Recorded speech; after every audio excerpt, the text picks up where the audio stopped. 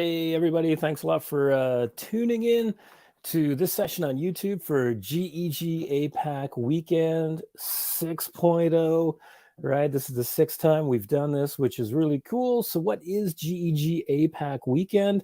Essentially, Google educator groups from the Asia Pacific region sharing their ideas, educators from around the region doing workshops on all things educational technology. A lot of Google stuff, but not only Google, right?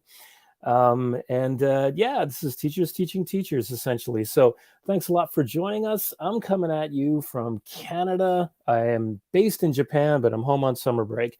And I just didn't want to miss this weekend because it's always a good time, at least, for me.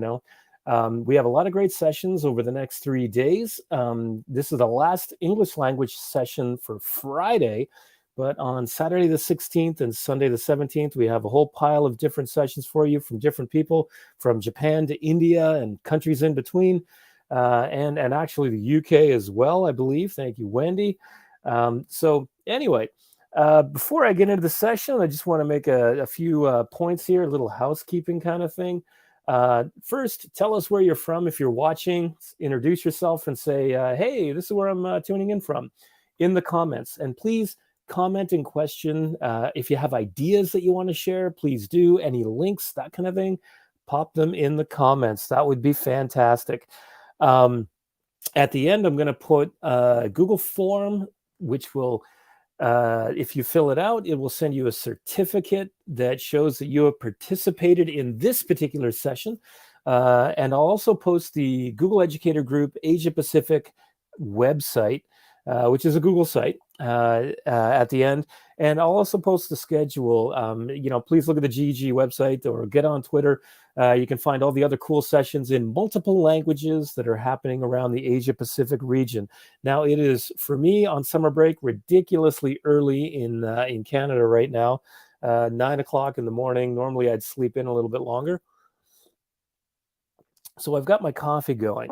All right. So anyway, before I get going, I just want to give a big shout out to Sangeeta Gulati. Thank you for rallying the troops and getting everybody in GEG APAC together for this, and especially Sudipta Chatterjee, also in India, working hard behind the scenes, but not presenting this time around. But she has put a lot of time into this. So thank you, Sudipta, for making this happen as well. So without further ado, let me start talking YouTube. It's been like 3 minutes in. So let me share my screen here. And as I do, I'll let you know that, and you know what? I'm going to share my Chrome tab on this. You might actually, no, I'm going to share my entire screen. It's always a little bit smoother. Some of the audio you might not hear, but the important thing is not the audio in what we're doing here. All right. Now, I will share this slide deck with you at the end of the session. So if you're like, oh, I want that link, I want to check that out, please do not worry. It will be shared with you. And again, I got my phone going here, so I'm watching comments and that kind of thing. So if you have any, please let me know. All right. So I guess first in an introduction, very briefly. My name is Nate. I'm based in Japan. I teach at Nagoya International School, and I do some educational technology consulting on the side. But for the most part, my real life is being a DP history teacher and an MYP Individuals and Societies teacher. A lot of the examples you'll see here, they're social studies based. But again, use your imagination and how you could use them in your classes. And again, there are some other examples in here. I do a whole bunch of different things. Google, as you can see in the slide here. And I'm also YouTube certified. Some YouTube courses a long time ago. I love YouTube. You can catch me on YouTube at Social Studies Samurai. Twitter, I am at Nathan Gildart. And Social Studies Samurai is my .com website, under construction, of course, and my EdTech trainer site. So today we are going to look at the first part of the session is going to be some features in YouTube for you as a user, as a teacher, as an individual, some things you may or may not know. We'll go through that relatively quickly. And then I'm just going to go through a bunch of different ideas for how we might use YouTube in the classroom. Some I'm sure you're using. There might be some that you haven't done or used or thought of before. If you have an idea or a link, please put it in the comments. Even if you're not watching this broadcast live, put them in the comments anyway, because I can go back to that and get some ideas from you and then share them out. So we're going to look at a whole bunch of different things here in terms of using YouTube. And of course, here's the deal. We are not here to make you a YouTuber. This is not about building a YouTube channel. I do have a whole presentation on how to create a YouTube channel. Maybe I'll share that presentation link with you later. But we're not teaching you how to create a YouTube channel here today. It's how to use it in the classroom. So we'll talk about using YouTube in the class. We're going to start with management. And then again, like I said, we're going to get into ideas. We won't spend a lot of time on other things. We're looking at 30 to 45 minutes here for this session, just to let you know. In this deck, this slide deck, we're not going to get through everything. It's a big deck. It's about 90 slides. Very quickly, 3 years ago, before the pandemic, which the numbers obviously have gone up. I haven't had a chance to find the new numbers, but there's a lot of people using YouTube just on their own, but also in classes, right? If you look at the United States now, I'm Canadian, but still, YouTube's based in the US, right? In California. These are some pretty interesting statistics, right? Each month, 2 billion users, which makes about a third of the internet. Insane. YouTube is the most viewed website on the internet. If you weren't sure about that. Even beyond Google search, actually, from my understanding. Here's some old stats, but the kids that we teach, whether they're upper elementary or middle or high school, they're using YouTube a whole lot. And thanks, Kim Randall, for putting this together. But again, it's slightly old, so I'm going to have to update that. So let's look at some YouTube features. All right. Now I'm going to jump out of the slide deck, and we'll look at the homepage, the library, and subscribing. Now you think to yourself, like, yeah, I know this. Maybe there are a few things you don't. We're also going to look at using filters. And we're also going to talk, about these different elements within the filters. And we're going to talk about playlists and making playlists, and a class BGM, actually, which I think is cool, and how to save stuff to a playlist. And we're going to talk about subscribing. We're also going to talk about the YouTube audio library. And in fact, let me make a little note here, just in case. Ooh, YouTube audio library, copyright-free music, all right? We'll get to that, and we'll look at ad blocking and stuff, and saving videos from the internet, from YouTube. And let's see. Yeah, we're going to look at a few other features. I want you to see that you can come back and refer to these a little bit later. But for now, I'm going to jump out and I'm going to walk you through these little by little. If you know most of these, just kind of bear with me, okay? So when you're YouTube home, you've got all these different topics at the top and things like this that you can kind of click on and look through. All right, so this is basically your landing page. You can see here, these are the channels that I subscribe to. This is my private account. You can see it kind of right up here in the top right. So these are the YouTube channels I subscribe to. So let me just close that up here. Now here are some of the playlists that I have, right? So I've got a playlist of student videos. All these videos are ones that I've got permission from my students to show all of you, doing these presentations online. Here's another example of videos that students that I didn't teach them. I was working with them to create this kind of thing, but this is a playlist that is videos that students made with the same topic, collaborating together on. I'll show you that a little bit later. And again, this is my private account, so I've got my nephew in there as well.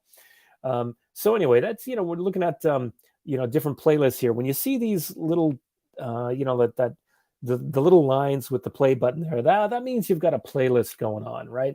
So if we click on Explore, now here's some things that, if you want, you could click on. You can find music, movies and shows, sports, news. Maybe you're teaching current events, for example.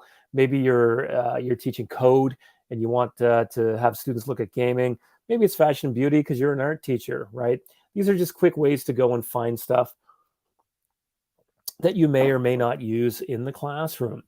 Let's go to the library here. Now, here you can see I've got, my own history, right? So if you click on the library, you can see things. If you've looked at a video in the last couple of weeks and you're kind of like, oh, where was that? Then you might want to use the library to kind of go back and find things. So again, here you got your playlists, you've got videos that you like. Now, watch later. If you find a video that you think you might want to use for your class, there is a feature where you can click watch later, and we'll show you how to do that in a moment. Let's see. So we got, I think we're in the history right here, right? So we've looked at the library. You can check out your own videos, channel content, right? If you click on that, it takes you to your own videos you've uploaded. There, watch later. Okay, so I've got no videos in my watch later playlist, but let me close that. But again, you can choose videos that you want to watch. Let me go to, all right, so I'm gone back home here. And let me just go with, I had ancient Rome, ancient Greece. Let's go with Egypt. Sorry, social studies guy kind of thing, right? So you notice in the search bar here within YouTube, I've typed in ancient Egypt, right? So let's say I want to find, like really drill down and get specific. Now, of course, you could do ancient Egyptian queens. That's what I could do to kind of really narrow my search down a little bit. Let's stay with that, actually. I've never done this one before, especially live. But here you notice we've got filters, right? If you really want to drill down to a certain length, you don't want to show long videos to your students, right? Because they won't pay attention to it. We have short attention spans these days. So let's say I want to find something really engaging, but I want to keep it short. Notice here duration, right? I've got under 4 minutes. Well, I can click on that. Let's say I want to look for a 360 video, which is really cool, right? Or a high resolution, high definition video, or one with subtitles. Those are the different features I could choose. Maybe something that has been uploaded in the last year. I want something that's really, really current, right? Now, from now, I'm going to start with under 4 minutes. So I'm going to click on under 4 minutes. So I've got ancient Egyptian queens, under 4 minutes. I can mouse over and have a look. Let's see if there's anything 360 in there. Oh, and look at that. Rediscover ancient Egypt. So these are all 360 videos. Now, they might not be about ancient Egyptian queens, but they might mention queens in ancient Egypt. But here, look at that. The tomb of Nefertari in 360. So let me click on that. So I'm just going to close turn off the audio there. I'm going to skip the ads. Sorry, YouTube. I know that's how you make your money. But you notice here in the top left, right? That's got, this little, that little dial kind of looks like your remote kind of thing on your TV. Well, that means that it's a 360 video and you can scroll through. And so this one's 1 minute long. It's nice and short, which I think is kind of cool. Let's say I want to share that with, my students here. Let me just kind of pause it for a moment here. I click on share, and then I can share it on Twitter, Facebook, WhatsApp. If I click on the embed code, I can choose the start time. Maybe I want to start, if there's a long intro kind of thing that I don't like. So, here's something that you may know how to do, but this basically is your embed code that you can put into a website or that kind of thing. Now, let's get into the settings here. If I want, I can change the quality, meaning I can change the resolution, right? So I can make it really high definition. Now, remember, the better quality of the video, the longer it's going to take to load. So if you don't have a strong internet connection, you want to keep it down to about 480 or 720, especially if you're showing this in the classroom, right? You've got closed captioning that you can click on.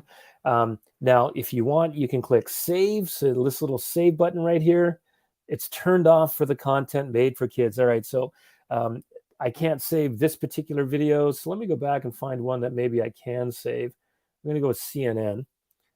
All right, let me just pause that. So if I click on download, like this one's actually allowing me to download the video if you're, have a premium account. I don't want a premium account. If I click on save, now I could add this to any one of my playlists. Now I can create a new playlist by clicking create new playlist.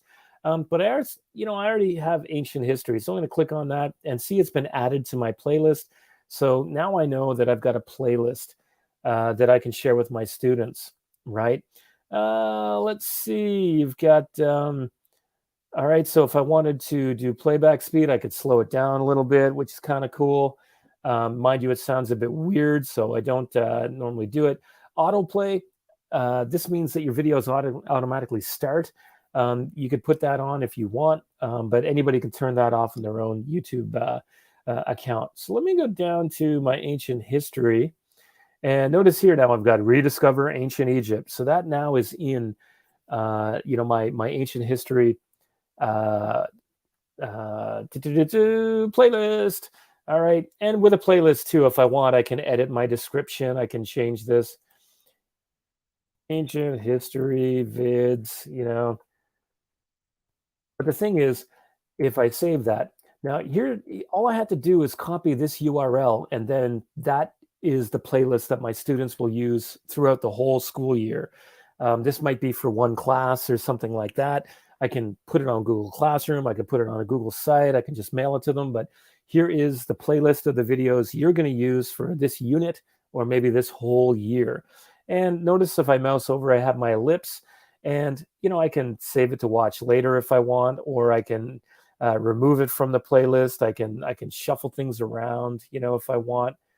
If I want this to go down below, that's fine, right? So you can just kind of play around with that. Now, let's jump in. Let's see, we're about, like 15 minutes into this session. So I'm gonna stop that, and we're gonna kind of move on. Again, you can watch these things later. I do want to show you the YouTube audio library, though. So let me just go to my URL, YouTube audio library. This is linked in the slide deck. And no, this is what I want.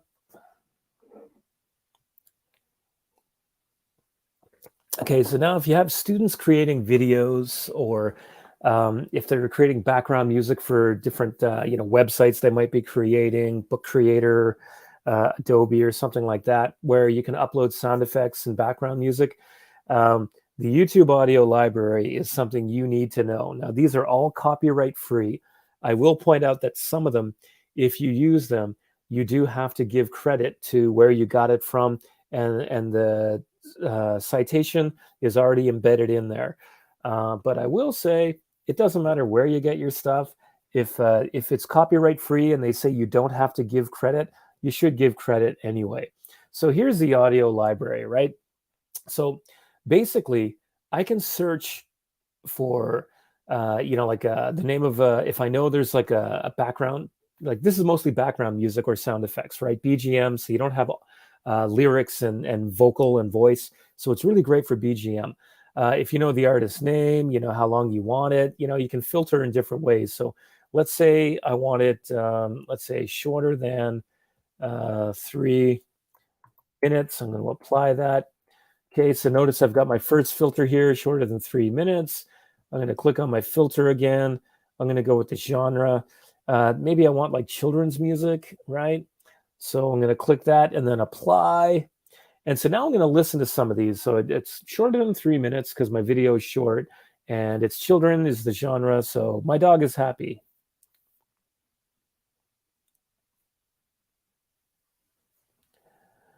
Okay, so now I'm not playing this video, or sorry, playing this in a tab, so you probably did not hear the audio, but my point is you can listen through the audio, and right here you can click download, and notice that automatically downloaded. So now that's in my downloads, and if I want, I can look at the details here. Notice it says no attribution required, but I'm going to give attribution anyway, right? So if I click on this, I know that the artist is called Reed Mathis, and if I click on that, then I can find where they are. There we go, right? That's the person that created this. And again, you can download from here as well. And if I click on some of these, when you click on them, you're going to get a drop down kind of thing, and it'll give you more information. So I do encourage you to check out the YouTube audio library. That is totally cool, I think. I use it a lot for my own YouTube channel, as well as videos I make at school. And as I said, I always give credit. So check out the YouTube audio library. It's totally cool. All right, let me just keep on the slideshow going here. You can check these slides out. KeepVid and SaveFrom.net. Sometimes, we worry about a YouTube video that we use in our classes, being taken down. In some cases, you can't do this with all YouTube videos, but in some cases, you can download them. You might want to check that out. But again, if you use them, you want to give credit and don't be sharing them on the internet. Just academic honesty we have to model as teachers. We've gone through these features here very quickly. YouTube so now we're going to talk about using YouTube in the class. 20 minutes in now after showing those features. So YouTube and Google Classroom, I'm sure people are using quite a lot. I mean, you could take a YouTube video and just link it in the stream, or maybe in a Google form or something like that as a provocation. I like to use YouTube videos as provocations, just short little videos for my students, where you might show something, whether they're at home and you're doing a flipped model, teaching online, or maybe hybrid, or even in the class, just give them 1 minute to look at a video, and then they can quickly respond to it. There's a load of different ways you can use it with Google Classroom. Not getting much comment here. I know we only have a small number of viewers, but hey, tell us where you're from, where you're watching from right now, or, how you're using YouTube, maybe with Google Classroom or any other tool. This next bit is going to be a little bit rapid fire-ish. YouTube and 360 videos and live videos, I think they're really cool. Here's one, for example, that I've taken using a Rico Theta. This is my own video, but there are 360 videos in your class, in YouTube, and you can find them online.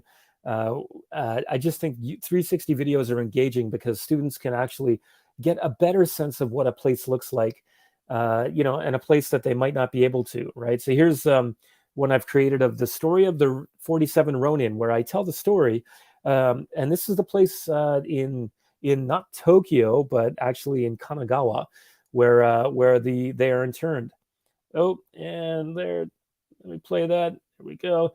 Again, I'm going to keep the audio off, because the audio is not as important for this session, obviously, right? But basically, I'm narrating and telling the story of the 47 Ronin. Whoops, I didn't mean to do that. And so people can actually scroll through, and these are the graves. These are the 47 graves of the 47 Ronin. Oh, who's that weird looking guy? But you can get a sense of like place and the space. And maybe it's going to inspire, people are like, oh, I want to check that place out. I want to go there, right? So here's an example of one that, I've made on my own. But here's one from Google Arts and Culture. If you were in my last session, this is the one where the sea dragon, kind of comes off the wall. Let me just click on that. Oh, no, come on now. What's going on? And let me jump ahead.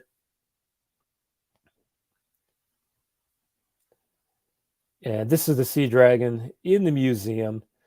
And eventually it's going to come off the wall, right? And yeah, because I'm playing through this really quickly, it's not kind of showing you exactly what it should look like here. Oh, there we go. That's what we want. Oh, look at that. Just came off the wall. Now it's floating through the museum. I mean, tell me an 8-year-old kid isn't going to go like, wow, that's cool, right? So here on the left, if you look, here's some inside the Space Shuttle Discovery. Some of these are actually interviews. Let me show you this. So here's an interview between, a couple of scientists, right?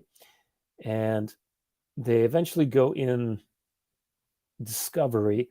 And so it's 360, but they're talking to each other. They're mic'd up. And we've got closed captioning in French going on right here. So, you've got like different videos in there that you can find. So check out Google Arts and Culture for this kind of video. But there are videos elsewhere too. But, YouTube, check out 360 videos. Now note I've got a few others here. There are loads. I mean, the history of cinema in 360. That's pretty cool. All right, let me move on. Now, this video is not available at the moment, but they do have some videos where you can see animals, like with a 360 camera on them or a video camera on them in their natural habitat. Have a look for those, which are pretty cool. Come on now, let me go. All right, so here are a few ideas using like Google Forms and worksheets, for example. Here is an example of a form where students can watch a video and then they can answer questions on their own. Let me just close that tab up. So here's the video, but what I want to point out is I've got the video at the end, right? So I always tell the students, read the questions first, then watch the video, and then take your time. And the nice thing is students can actually type in their questions. If they're logged into an account, they can start typing their questions and they don't have to finish it right then and there. They can work on their own time through the video, but also in answering the questions. If they're logged into their account, whether it's a private account or their school account, they can go back and finish the questions with the video that's at the end a little bit later. So that's I think most people have been doing that for years, but I did want to highlight that you don't have to finish a Google form in one sitting anymore. You can take your time, which is cool. And embedding video, I think, is good. Again, formative, summative quizzes. You can create escape rooms with videos. Those are just some ideas. You can click on the links a little bit later to get the ideas that I'm talking about. Here's an example, actually, that I'll show you with them. All right, so here's, like, let's say you create a hyperdoc, right? And you might want an image in there that links to a YouTube video, kind of like our schedule document that we use for this event. If you click here, you notice that I've got the video linked. Well, basically, this is a screenshot of the video. And right up here, there's a link where you can link an image. So I would write my text, and then I put a picture in that makes the Google Doc look a little bit more interesting. And then I just link the video to it, right? Put the hyperlink in there.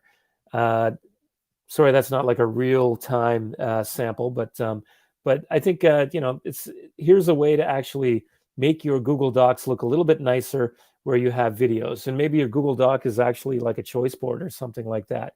Anyway, it's just an idea for you to think of. You can come back to this slide deck and check it out later. Google Slides. I think there's so much with slides in YouTube that we can use. I use YouTube and Google Slides quite a lot, to be honest with you, in my classes. Slides Mania, have a look, check out their YouTube channel. And there's other different kinds of slides as well. There's Slides Mania, Slides. What's the other? There's a couple that aren't coming to mind, but lots of free slide templates that you can download. Sometimes you pay and get some even more cool stuff. So for example, here's like from Slides Mania, like a background, and I've got the TV, and then I could just play like the video that I want. I think that, it's just a little more playful. It's great if you have younger students in particular. You go to the next one here, same idea, right? Okay, so here's something that I do. It's not always a video. Usually it's not a video, actually, but here's how I begin all of my classes. I have some kind of provocation. Usually there's a big question, right here. And then on the side, it says, what are we doing? Like, what are we doing today? What skills are we practicing? That kind of thing. I do have our Twitter account for our school department. All our departments at my school have Twitter accounts. And I got the date here. But here's an example of where I might show a video that's just 1 or 2 minutes long. And then I talk to the students about what the content of the video is. What does that make you think of? Does it jog any background knowledge? And of course, it's almost always linked to the lesson that we're going to do. Sometimes I just find a cool video. Sometimes I just find a cool video and I show it. There were these Nigerian kids doing some music once, and I thought, man, that is totally cool, because they just looked like they were having so much fun, and I wanted to show it. So it doesn't always have to be about school or your content kind of thing, right? Now, here's an example. Another provocation. Here's a video of these an indigenous tribe to North Sentinel Island. It's in the Indian Ocean, like south of India, obviously, and I'd say west of Sri Lanka. Just again, it's throw out a question. What do you think of this? This is a slightly longer video. It could be for review, right? We were doing the crap method, so I showed a video, and we just talked about, how reliable is this video for what we were studying. Same idea.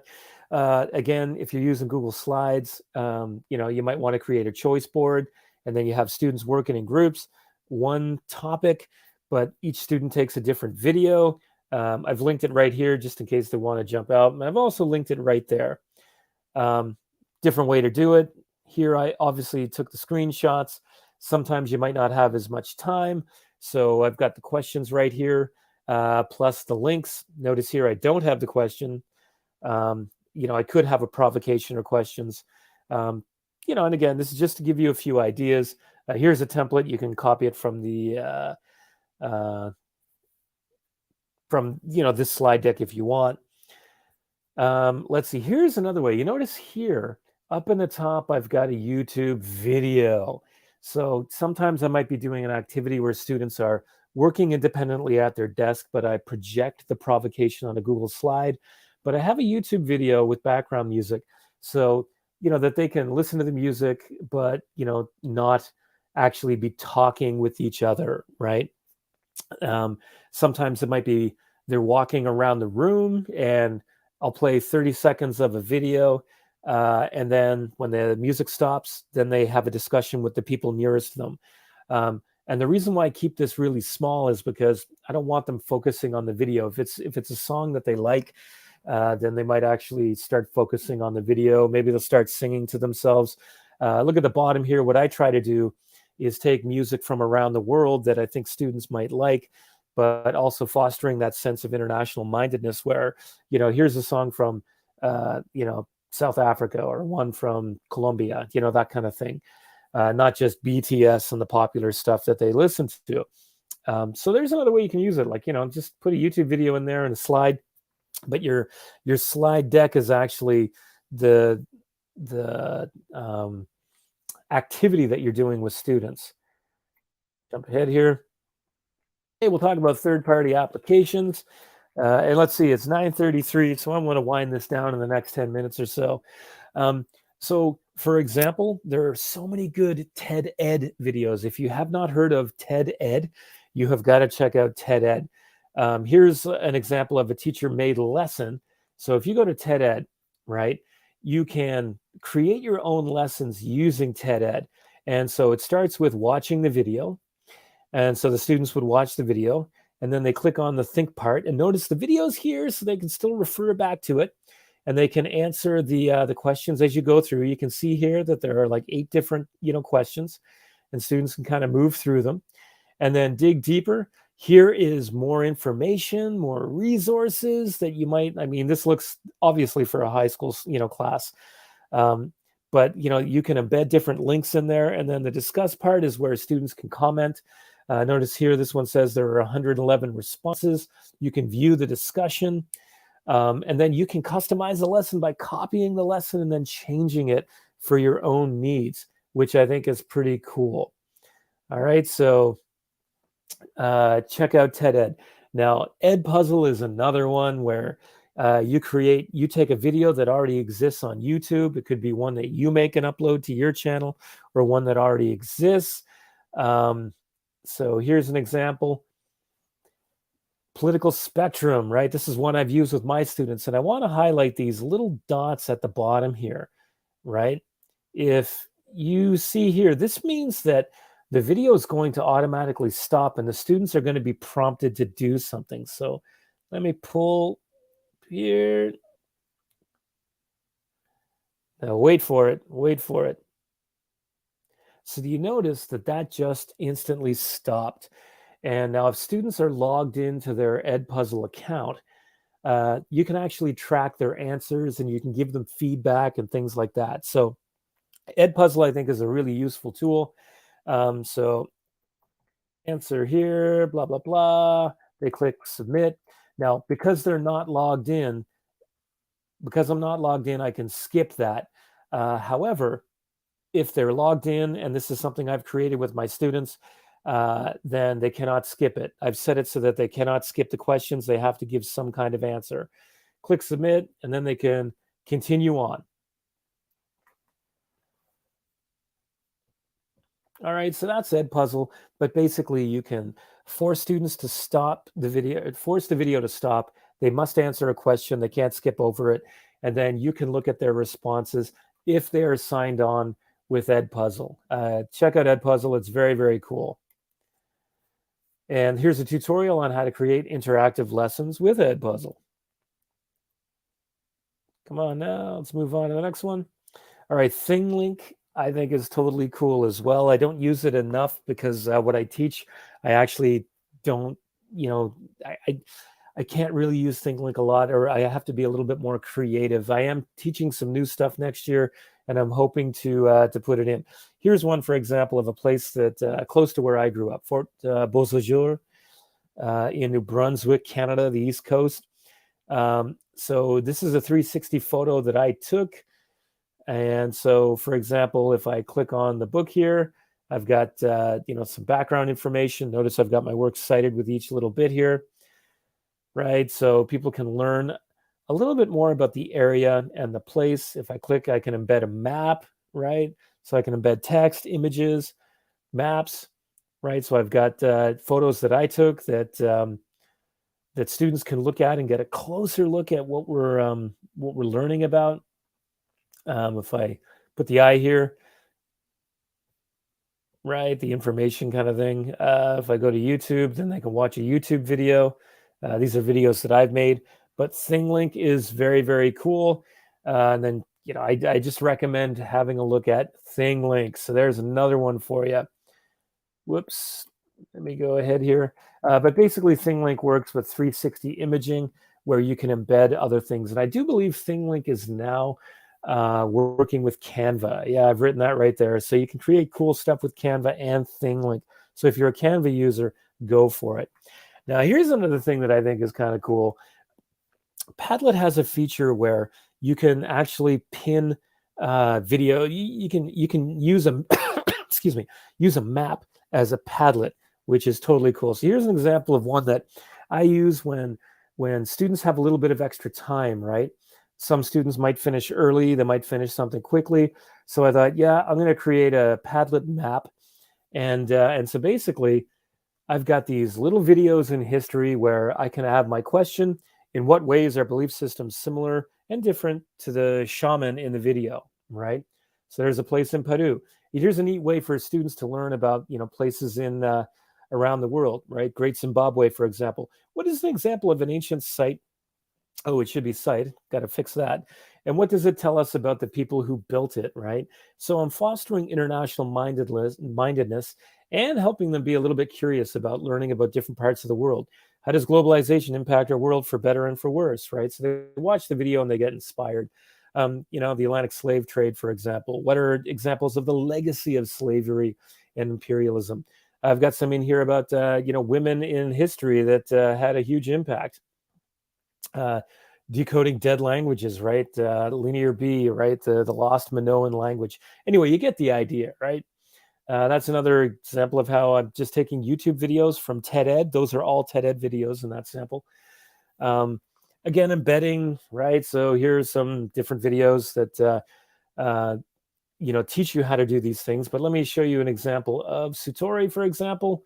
Right, so African-American communities destroyed by white neighbors, right? Sutori is a very cool app, which I've got YouTube videos embedded. If I want, I could put questions in here for students to respond to as well.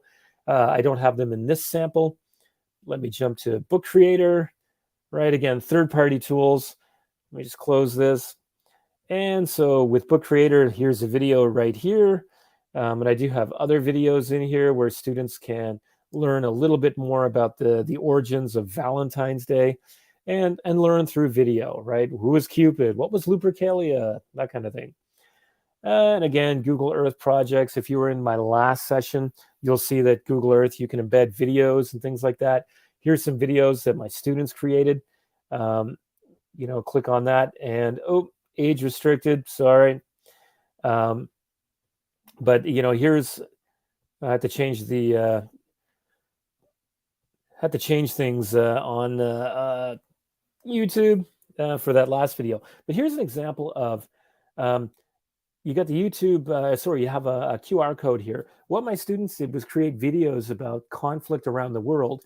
And what they did was they chose Google Drawing or Adobe Creative Cloud Express, and they created a PR campaign, End the Disparity in Colombia, with a few provocative statistics, and then the QR code, learn more about how you can help. And we posted them around school, and the QR code actually goes to the YouTube video. Now, I uploaded their videos to my school YouTube channel. So, it is a bit of work for the teacher, but, you could have them upload to their own school, YouTube account if that's permitted. But here's an example of how we use Google Earth projects to put all our videos in one place, but also made an awareness campaign of different kinds of conflicts happening around the world, right? So all of these different things here, they're linked to, videos, right? So, these are videos with students awareness, videos about problems happening in the world. And I'm trying to be cognizant of the time here. So I'm going to jump ahead real quick. Nearpod, we're not going to do. We're going to look at some other ideas. Again, writing prompts. This is the baloney detection kit. This is a little bit long, but basically, how do you find falsities, and how do you find lies in the media, for example? This one is a good one. It's a little bit long, but it's quite interesting. That's why I put it in there. Video analysis, give the students 2 different videos on the same topic and get them to compare the videos. Which videos are, seem more reliable? Which ones seem like more trustworthy? How are they similar? How are they different? Maybe they're both trustworthy, right? Sorry.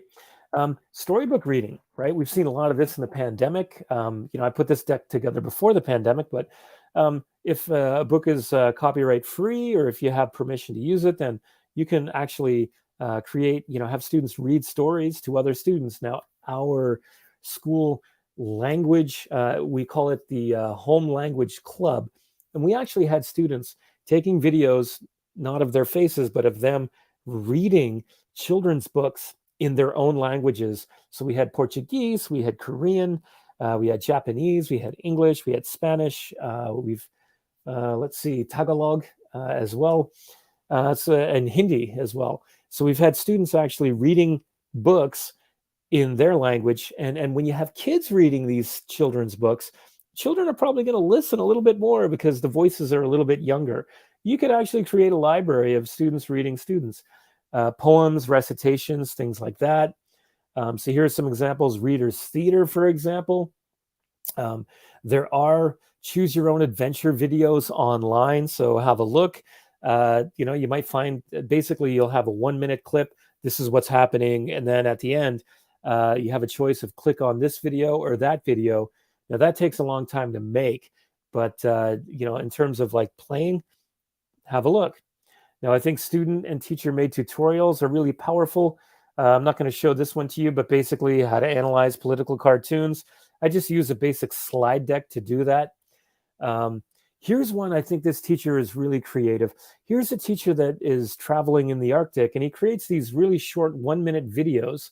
And I think this is worth looking at, where he was just filming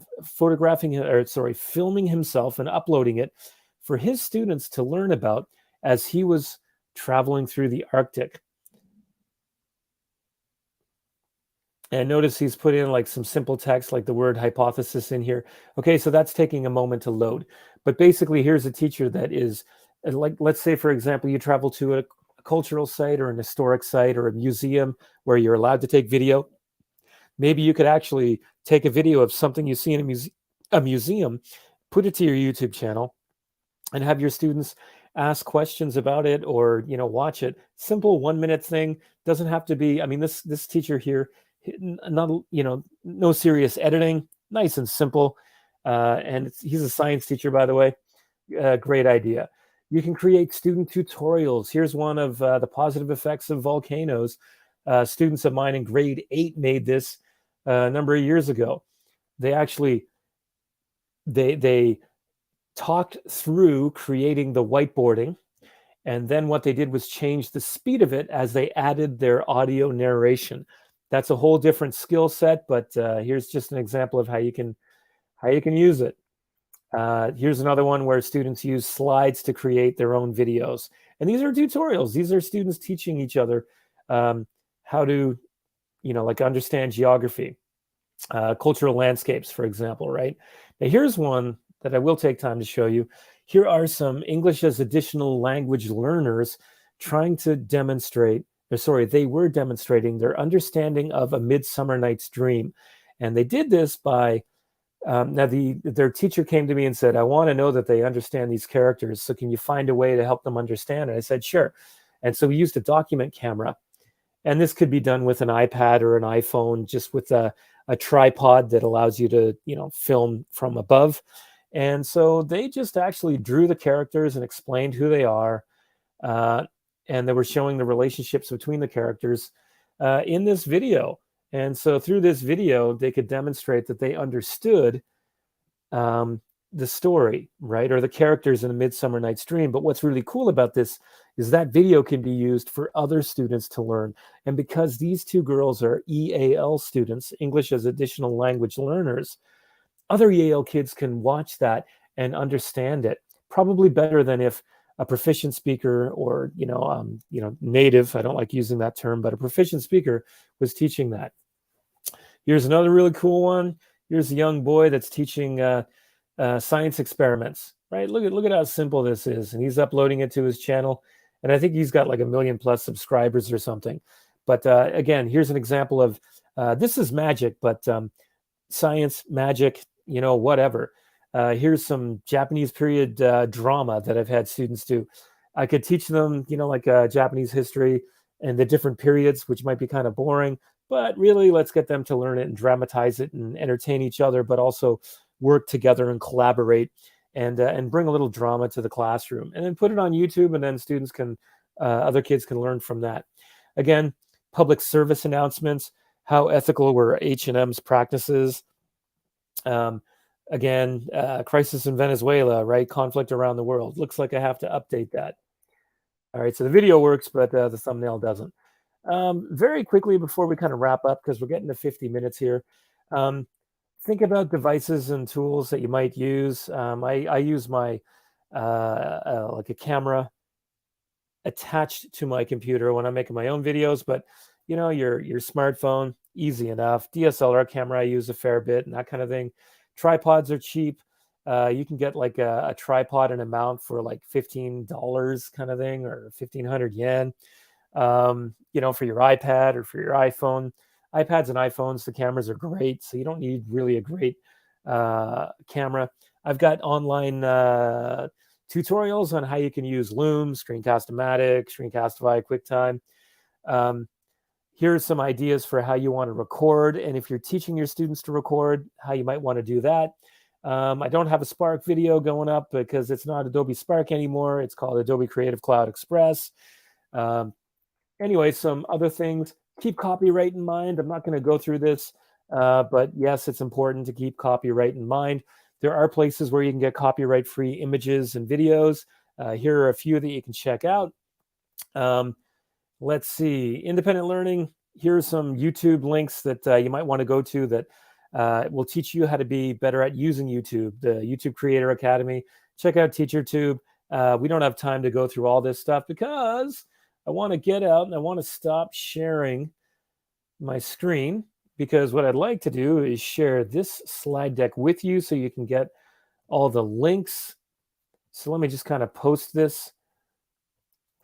Link to this. Like, whoa, gotta get the comment here. Link to this slides deck. And it's a capital S with the slides because it's Google Slides. And let me also get a link to Google Educator Group's Asia Pacific. the website. I'm working solo here, right? So we don't have people kind of going on. Let me change the banner though. If you want to find us, you can use these hashtags, and I'm from GEG Nagoya as well, by the way. So you got the GEG APAC website. You've got a link to the slide deck. Now, if you complete this Google form, you will automatically get a certificate emailed to you that you can show your head of school or your principal, just to let them know that you've done professional development over the weekend or your break or summer break, whatever it might be for you. So I'm going to leave it at that. We are actually finished with this session. Thanks a lot for joining. Feel free to reach out to me. You've got my YouTube or Twitter. Maybe I'll just give you my Twitter one more time. I am at Nathan Gildart. And if you go to socialstudiessamurai.com, you'll find some other resources. I'm in the process of updating that website anyway, but thanks a lot for joining. Do hope to see you. We have loads of good sessions going on by other people happening on throughout the day today. Well, it's getting towards the end of the day in Asia. It's the beginning of the day in Eastern Canada right now. But yeah, check out the other sessions. We got things going on all weekend, multiple languages. You can hashtag GEG APAC. And yeah, hope to see you at another couple of sessions. I'll be doing 2 more tomorrow on Saturday and 2 more on Sunday. Thanks for joining. We'll talk to you later.